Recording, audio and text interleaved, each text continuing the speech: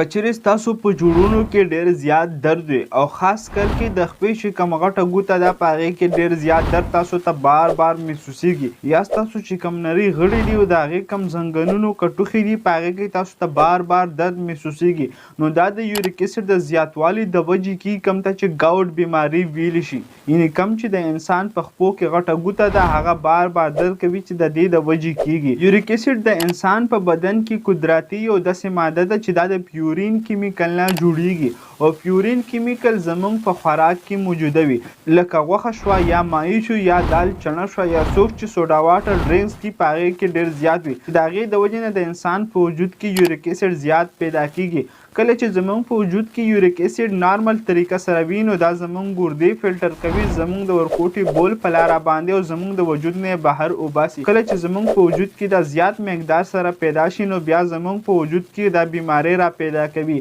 لکه د ګردو کاڼې شو یا بلډ پریشر شو یا شوګر شو یا د وینې کمی شو یا ګاوډ بیماری یعنې کم چې د انسان په خپو کې غټه ګوته ده هغه بار بار درد کوي چې د دې د وجې کیږي. کله چې د انسان په وجود کې یوریک اسید زیات شي نو دا بیا کرسټل پیدا کوي او دا کرسټل د انسان جوړونو ته مزل شروع کی ولته کې ډیپوزیشن یعنې زیات مقدار سره جمع کېدل شروع شي چې د دې د وجې نه انسان جوړونه درد کوي او بار بار هغه ته تکلیف محسوسیږي. نو کچېرې تاسو خپل یوریک اسید کمول غواړئ نو تاسو متوازن خوراک کوئ او کم سیزونو کې چې پیورین کیمیکل زیات وي د هغې سیزونو نه تاسو لږ پرهیز کوئ تر دې پورې چې هغه مکمل اوایډ کړي یعنې پرېږدئ او تاسو ډیلی بیسس باندې ایکسرسایز کوئ ځکه چې ایکسرسایز د انسان د صحت لپاره یو داسې چیز دی لکه څنګه ستاسو صحت بیمار شي او د هغې لپاره تاسو علاج شروع کړئ نو ډیلی بیسس باندې روزانه ایکسرسایز کول ستاسو د صحت لپاره همدغه شان فایده مند دی. همدغه شان میډیکل انفارمیشن لپاره زموږ سره اوسئ. شکریه. الله حافظ.